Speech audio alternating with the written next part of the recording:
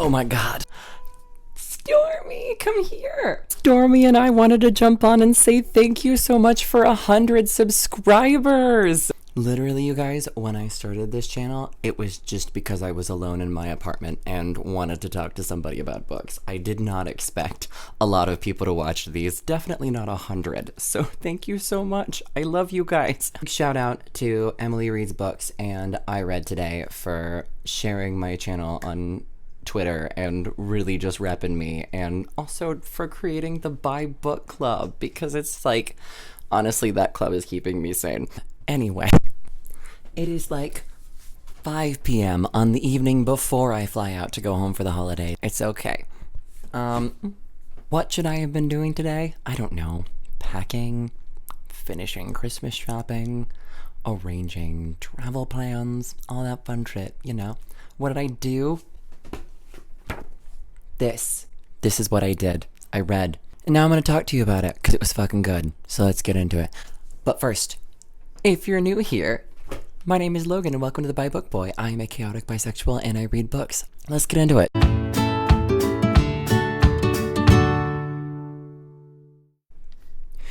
Aristotle and Dante discover the secrets of the universe.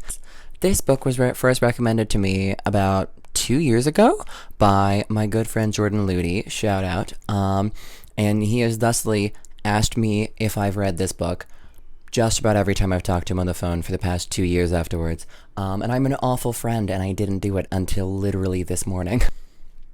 Aristotle and Dante are two young teenagers living in El Paso.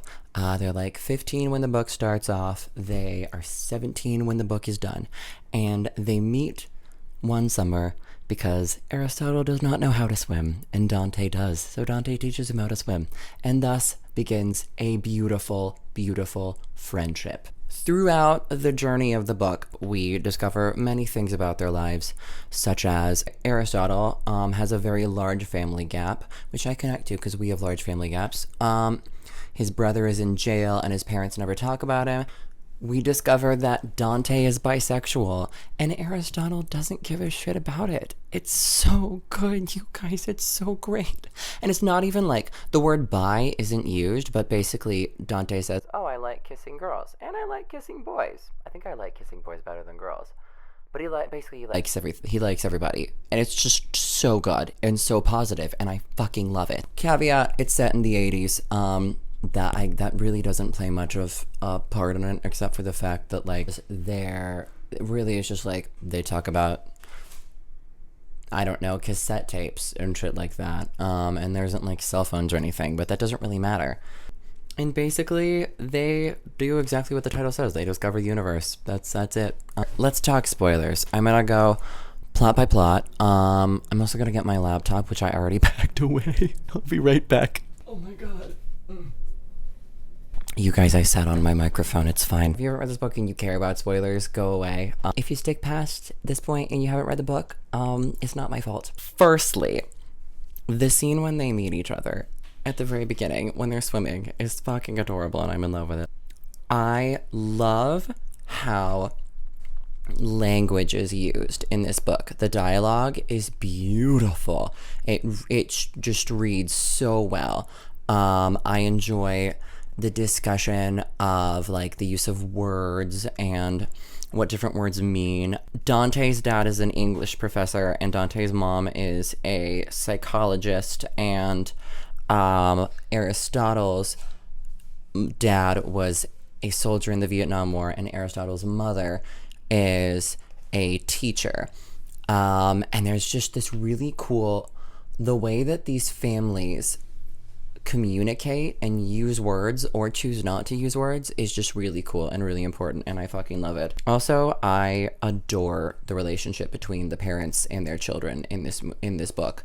It's just so well written and they are so caring, and it's just, I love it. The use of sarcasm, just the way that they're always playing games with each other, it's so good.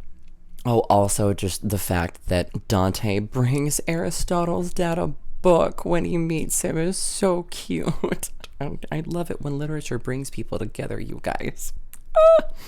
Oh, also they have a discussion at one point about comic books being real literature, and I'm fucking here for this because it is. I wrote shoes symbols question mark. And then I never did anything about it.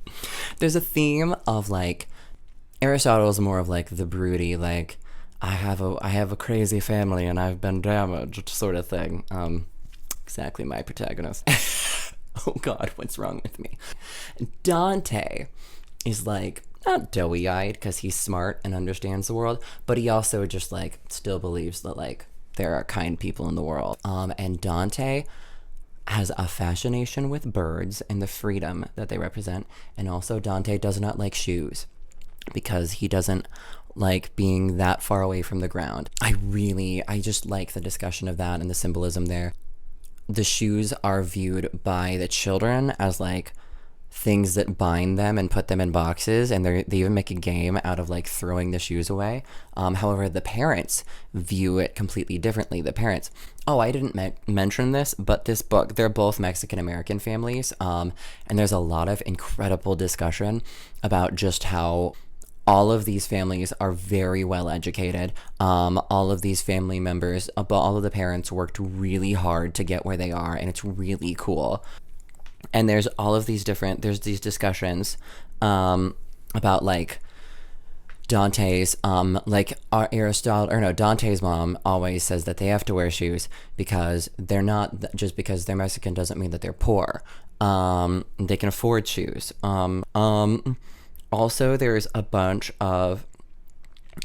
like a lot of discussion about how the fact that these two boys are rule followers and are kind and are nice and are like, they're not bad boys, quote unquote, is what they said. And there's a lot of discussion as to whether that makes them not Mexican enough. And I am white, so I don't have any privilege to talk on this, but I really enjoyed the fact that the author tackled what it means to be Mexican and what it means to be a young boy growing up. Later on, there's also discussion about Dante is wondering whether the fact that he likes to kiss boys makes him not Mexican enough. And I really love that Aristotle just responds with, I don't think kissing boys is an American creation. And it's just so cute, you guys, and I love it. You guys, this book is 350 pages long, and I was sobbing at page 63. And so was Stormy. Her tale is apparent. Stormy, do you have thoughts? I love how later on in the book, how comfortable they are with each other. I love the fact that, okay, I'm not going to spoil it too hard, but at different times in the book, both characters end up in the hospital. Both boys end up in the hospital with each other, or like one of them is hurt and the other is taking care of them in the hospital. And they read to each other. They read like Grapes of Wrath and War and Peace to each other. And it's just literature, bringing friends and etc. together. In part 2, Dante moves with his parents to Chicago for a year, and they communicate only through letters, and I love the way that was written. I also love that Aristotle doesn't really reply all the time because he's not as good at communication. The discussion about Aristotle's brother is so good and so important and so well handled. I just appreciate the way that they handle family in this book is really it. Oh my God, I just don't want to say that much because I don't want to ruin it and spoil it. The ending made me sob. I won't tell you what it is because you have to fucking read it. Oh God, my glasses are dirty. So, spoiler, not really spoilers, you're already in the spoiler section, whatever. Aristotle also explores his sexuality in this, and yes, in the end, Aristotle is bisexual, but I just enjoy the idea that it's not like this big, I'm ashamed of it or whatever. They're just in the 80s. They're just exploring. Do I like to kiss boys? Do I like to kiss girls? I like both. Does that matter? Trigger warning, there is a hate crime in this book, but unlike certain books about LGBTQ plus people, this hate crime actually serves a purpose and it is actually dealt with, and I enjoy that it's there. It's not placed in the book just as shock value. It's well handled, and I enjoy it, and I do think it was necessary to the story, to the development of the story of the book. To wrap up this video, which I think is shorter than a lot of my videos have been, this is a wonderful young adult coming of age story for sure, but I think it's a wonderful story for all ages. It's really just in the end about friendship and defining who you are as a person, and I really enjoy that. I love it. So yeah, go read it if that sounds good to you. I'm gonna go finish packing. Happy holidays, whatever holidays you do or do not celebrate. And as always, if you made it to the end of this video, thanks for sticking around and helping out. And if you want more semi-regular chaotic bisexual content, like the video, share it, subscribe, and hit that notification bell so you can get my videos whenever I decide to post them.